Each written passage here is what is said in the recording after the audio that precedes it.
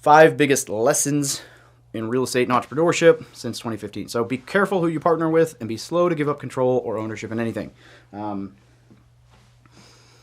This is not just a lesson from me. I've seen this time and time and time again. People partner because they hear, if you want to go fast, go alone. If you want to go far, go together. Sure, maybe sometimes, but you got to make sure it's the right person. Don't just jump into partnerships. Partnerships are like marriage. Sometimes they work and they work great, and sometimes they don't. It is what it is, and you don't know until you know.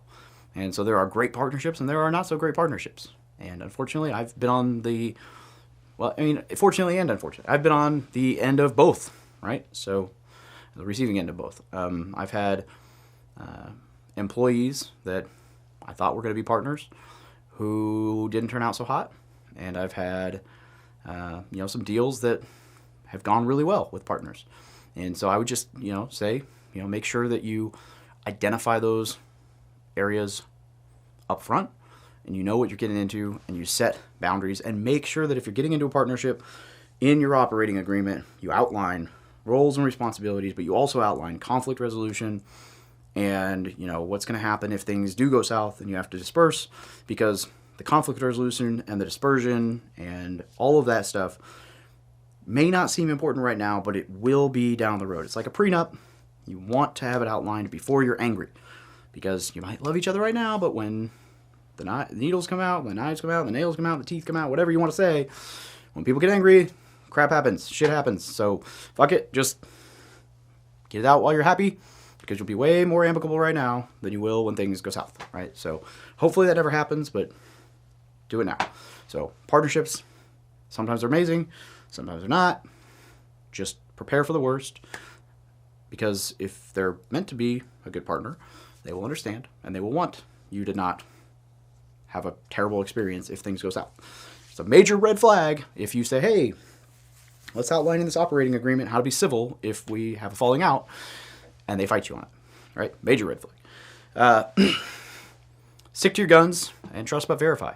So, put your foot down, hold your ground on your partnerships and on what you believe in your deals.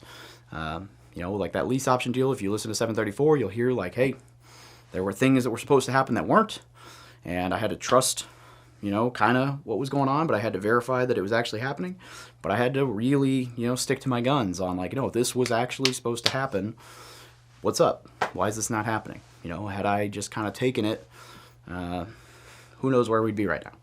Number 3, never underestimate the lengths that people will go to gain access to your brand or network. Basically, just protect your reputation. Who you are and your reputation is extremely valuable.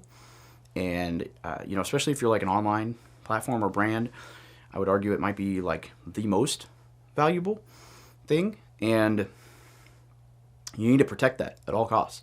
And unfortunately, people will, go after it. They'll try to get a hold of it or be a part of it or find a way to have an opportunity or whatever that somehow benefits them massively by utilizing, gaining access to your brand. And so you've got to really make sure that whatever opportunity you put in front of people really benefits you, and that if it doesn't benefit the people that you're putting it in front of, isn't going to come back and haunt your reputation.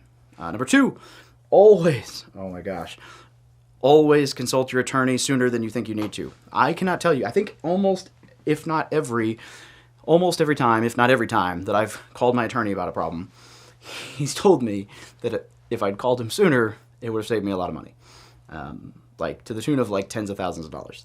So just know that you should call your attorney sooner than you think you need to. Even if you're like, I don't really know, like consult. Call your attorney, spend the money, consult. Or a lot of attorneys will do like a free consult, but call and do a 1-hour consultation, right? If you're like really up in the air. But calling your attorney and talking to them about a consultation, like doing a consultation or just asking them what they think about various things, will save you so much money. Having them, before you enter an agreement with somebody like a potential partner or an affiliate market, like a relationship with a business or an agreement for market, whatever, have them look at it. They will save you money.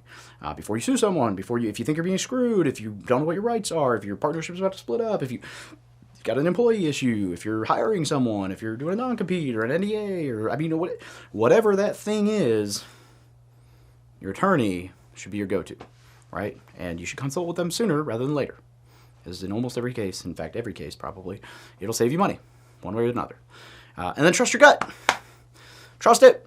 I struggle with this still, but the more you trust your gut, the more you lean into trusting your gut, the faster you'll make decisions and the better you'll make decisions. You should not be second-guessing your gut. If you want a good book on that, check out the book Blink by Malcolm Gladwell, or Thinking Fast and Slow. Both good books on trusting your gut. And trust it. Do it. If your gut is telling you to do this, trust it.